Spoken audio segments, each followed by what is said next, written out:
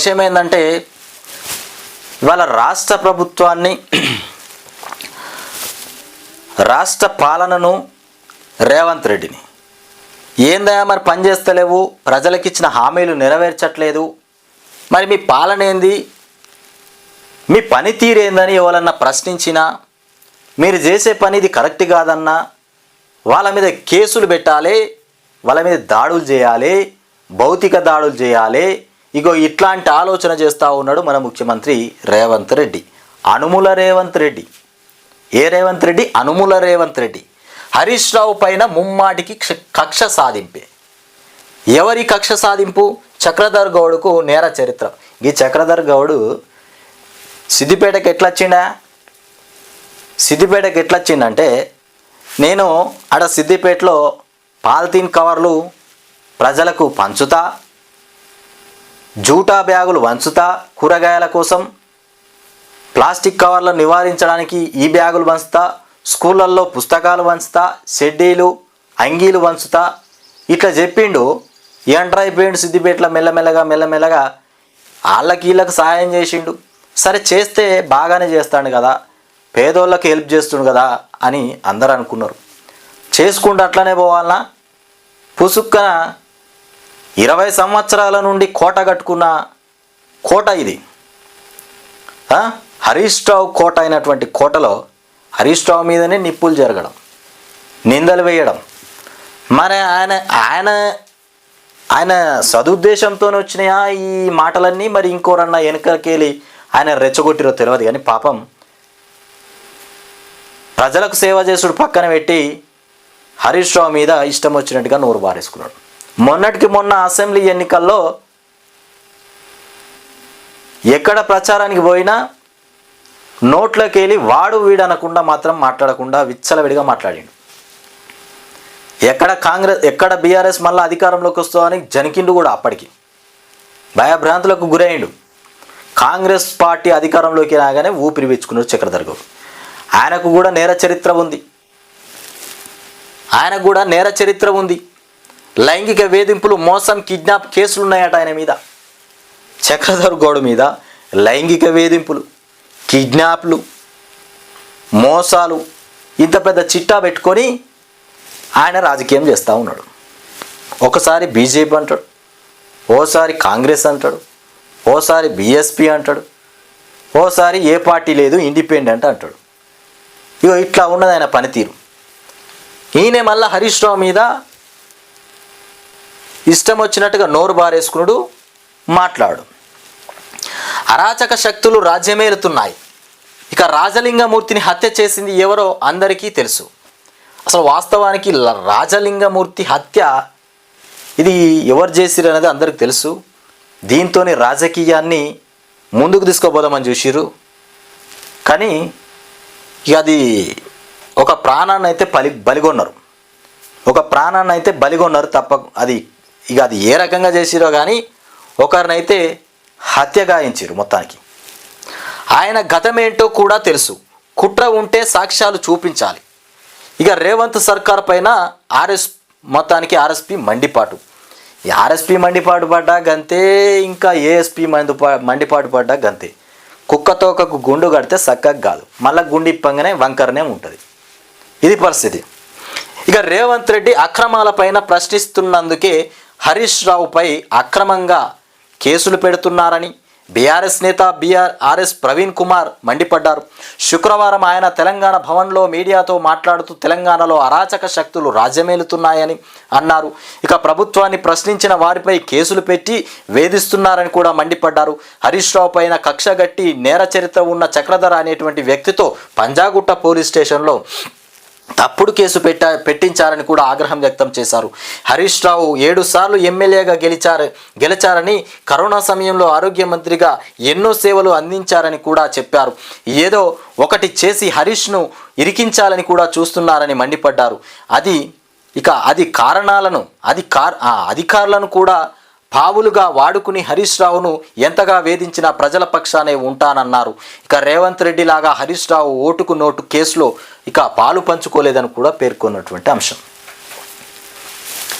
ఇక హరీష్ రావు మీద ఎన్ని కుట్రలు చేసినా కాంగ్రెస్ ప్రభుత్వం అధికారులతో ఎన్ని చేతులు కలిపినా, ఎన్ని కేసులు పెట్టినా, ఎన్ని ప్రయత్నాలు చేసినా భయపడేది లేదు. ప్రజలే నాకు బలం అని చెప్తున్నటువంటి మాజీ మంత్రి ఎమ్మెల్యే హరీష్ రావు ప్రశ్నిస్తే కేసులు పెడతారా? ఇక ఏదైనా చేసి దేంట్లోనైనా హరీష్ రావును ఇరికించాలని రేవంత్ రెడ్డి విశ్వ ప్రయత్నం చేస్తున్నారట. హరీష్ రావును ఏదో ఒక మాయా జిమ్మిక్ చేసి ఏదో ఒక కేసులో తప్పకుండా ఇరికించాలి అనేటువంటి విశ్వ ప్రయత్నాలు. పొద్దుకి వండుకుంటప్పుడు ఎన్ని ఆలోచిస్తాడో, ఎట్లా గొల్లెం పెట్టాలి, ఎట్లా తాళం వేయాలి, ఎట్లా ఇరికియాలి. మరి ఇరికిద్దామని ఎన్ని ప్రయత్నాలు చేసినా మళ్ళా విడిపించుకొని వస్తూ ఉన్నారు. ఏం చేయాలనేటువంటి ఆలోచన ఆయనకు తట్టింది. నేను మొదట్లోనే చెప్పిన, రేవంత్ రెడ్డి పాలన చేయడానికి రాలే, కక్ష సారింపు వ్యవహారంతోనే ముఖ్యమంత్రి పదవిని స్వీకరించింది. ప్రజలకు ఏదో మేలు చేస్తా, ప్రజలను తెలంగాణ రాష్ట్రాన్ని ఏదో అభివృద్ధి చేస్తా అనేటువంటి ఆలోచనతోని ఇవాళ ముఖ్యమంత్రి సీట్లో కూర్చోలే. కేవలం హరీష్ రావు, కేసీఆర్, కేటీఆర్ పైన కక్ష సాధింపుతోని మాత్రమే ఇవాళ ముఖ్యమంత్రి పదవిని దక్కించుకున్నాడు. గుడ్డిగా చెప్పొచ్చు. ప్రొద్దున లేస్తే కేసీఆర్ ఏం చేసిండు, రాష్ట్ర ప్రజలకు ఏం పథకాలు అందించాలి, ఎట్లా వాళ్ళ బతుకులు ఎట్లా మార్చాలని ఆయన ఆలోచిస్తే, ఈయన ప్రొద్దున ఇవ్వంగానే కల్వకుంట్ల కుటుంబాన్ని ఎట్లా ఇరికించాలి, ఏ కేసులో పెట్టి లోపటేయాలి అనే ఆలోచన చేస్తూ ఉన్నాడు. ఇక ఎగవేతల రేవంత్ రెడ్డి అన్నందుకు మానకొండూరు పిఎస్లోనే కేసు పెట్టారని, ఎగవేతల రేవంత్ రెడ్డి అన్నందుకు మానకొండూరులో పిఎస్లో కేసు పెట్టినాడు. రుణమాఫీ ఒట్టు పెట్టి మాట నిలుపుకునేందుకు ప్రశ్నిస్తే హరీష్ రావుపై యాదాద్రిలో కేసు పెట్టారన్నారు. పోలీసు ఉన్నత అధికారులు రేవంత్ రెడ్డి అడుగులకు మడుగులొత్తుతున్నారని కూడా మండిపడ్డారు. పంజాగుట్ట కేసులో హరీష్ రావు దగ్గర కేవలం 3 నెలలు పనిచేసిన వంశీని డీసీపీ చేసిన టార్చర్ అంతా ఇంత కాదని కూడా హరీష్ రావు పేరు చెప్పాలని కూడా, లేదంటే చంపేస్తామని కూడా మొత్తానికి డీసీపీ విజయ్ కుమార్ బెదిరించారని పేర్కొన్నారు. తాను కూడా ఐపీఎస్ అధికారిగా పనిచేశానని, ఇక సీఎంలు ఒత్తిడి చేసినంత మాత్రాన ఐపీఎస్ అధికారి పక్షపాతంతో వ్యవహరిస్తారా అని కూడా ఆయన ప్రశ్నించారు. ఒత్తిడికి తలొగ్గలేమని కూడా చెప్పి విజయ్ కుమార్ లాంటి వాళ్ళు ఉద్యోగులను వదిలేయడం మంచిది అని కూడా ఆర్ఎస్ ప్రవీణ్ కుమార్ పేర్కొన్నారు. హరీష్ రావు మీద తప్పుగా మాట్లాడమని డీసీపీ విజయ్ కుమార్ను బెదిరించారని పేర్కొన్నారు. హరీష్ రావు పేరు చెప్పాలని, లేదంటే చంపేస్తామని డీసీపీ విజయ్ కుమార్ను బెదిరించారట. ఇకపోతే మంచిది అని ఆర్ఎస్ ప్రవీణ్ కుమార్ పేర్కొన్నారు. చక్రధర్ పైన రకరకాల కేసులు ఉన్నాయని, లైంగిక దాడి వంటి తీవ్ర నేర ఆరోపణలు ఉన్నాయన్నారు. 1900 మందిని ఉద్యోగులు ఇప్పిస్తానని మోసం చేసినటువంటి కేసు చక్రధర్పై ఉందని కూడా, కిడ్నాప్ కేసు కూడా చక్రధర్పై ఉందని ఆరోపించారు. చక్రధర్ రేవంత్ ప్రోద్బలంతోనే హరీష్ రావుపై పంజాగుట్టలో కేసు పెట్టారు. మొదట హైకోర్టులో రిట్ వేసి చక్రధర్ విత్డ్రా చేసుకున్నారని, ఆ తర్వాత పంజాగుట్టలో ఫిర్యాదు చేయగానే కొన్ని గంటల్లోనే హరీష్ రావుపై ఎఫ్ఐఆర్ నమోదు చేశారన్నారు. ఇక ఎఫ్ఐఆర్ నమోదు చేసినప్పటి నుంచి హరీష్ రావు ఆయన అనుచర గణం పైన పోలీసులు కక్షగట్టి వ్యవహరిస్తున్నారని మొత్తానికి ఆర్ఎస్ తెలిపినటువంటి అంశం. రాజలింగమూర్తి గతం ఏంటో, ఆయన ఎందుకు జైలుకు వెళ్ళిండో తెలంగాణ ప్రజలకు తెలుసని కూడా ఆర్ఎస్ ప్రవీణ్ కుమార్ పేర్కొన్నారు. ఆయనను ఎవరు హత్య చేశారో అందరికీ తెలుసు అన్నారు. కుట్ర ఉంటే సాక్ష్యాలు చూపించాలన్నారు. రేవంత్ రెడ్డి ప్రజలకు మేలు చేయడం మర్చిపోయి అక్రమ కేసుల మీద ఖర్చు పెడుతున్నారని కూడా విమర్శించారు. రియల్ ఎస్టేట్ వ్యాపారి, సెటిల్మెంట్స్ దందాలు చేసేటువంటి ముఖ్యమంత్రి అయితే ఆయన నోటి నుంచి అవే మాటలు వస్తాయని కూడా ఆర్ఎస్పీ మండిపడ్డారు. కేసీఆర్ బొమ్మ పెట్టుకుంటే టీ స్టాల్ తీసేస్తారా, కేసీఆర్ బొమ్మ పెట్టుకుంటే టీ స్టాల్ తీసేస్తారా అని ఆయన మండిపడ్డారు. మాజీ సర్పంచ్ సాయిరెడ్డి రేవంత్ రెడ్డి అన్నదమ్ముల పేర్లు చెప్పి చనిపోయాడని కూడా, ఈ ఘటనపై విచారణ జరిగిందా అని ఆర్ఎస్ మండిపడ్డారు. ఇక మండిపడ్డారు. మొత్తానికి తిరుపతి రెడ్డికి రెడ్ కార్పెట్ ఎందుకు పరుస్తున్నారని ప్రశ్నించారు. తిరుపతి రెడ్డి వస్తే రెడ్ కార్పెట్ పరిశీలన. రెడ్ కార్పెట్ ఎందుకు పరవాలి? ఆయన గవర్నరా? ఆయన ఎమ్మెల్యేనా? ఆయన మంత్రియా? మరి ఆయన వస్తే రెడ్ కార్పెట్ ఎందుకు పరుస్తున్నారు? ఎందుకు పరవాలి?